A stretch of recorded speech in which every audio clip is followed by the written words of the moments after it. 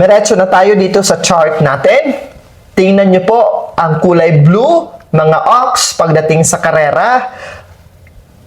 Magsisimulang maging matamlay ang aspeto ng iyong karera o negosyo pagpasok ng March at ito'y napakababa sa buwan ng Abril.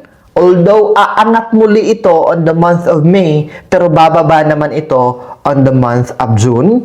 At tuloy-tuloy itong aangat hanggang sa September.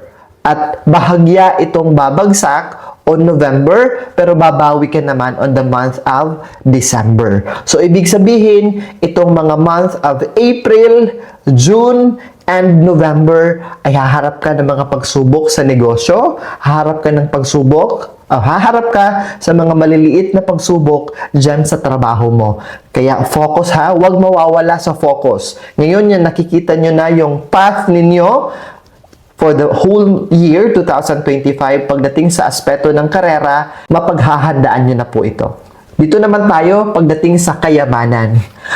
Ang mga buwan ng Pebrero, June, actually February, April, slight on the April, not much on the April, but on the month of June and November. Okay? February, June, and November ang may pinakamababang or pinakabagsak na aspeto ng iyong buhay pagdating sa pananalapi. Kaya paghandaan sa mga buwan na nakakaangat ka, tulad ng buwan ng Marso, Mayo, leap of June, Agosto, or August, October, and December, make sure na you set aside a budget. Mag-save ka, mag-impok ka, hindi ka dapat waldas. Para pag dumaan or pag dumating ang buwan ng February, April, June, September, and November, may mahuhugot ka pa rin pagdating sa pera o kayamanan, hindi ka mawawalan.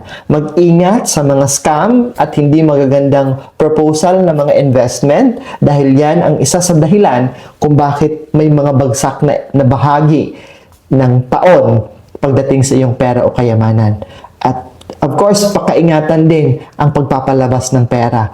Not because nandun pa rin tayo sa ugali, no?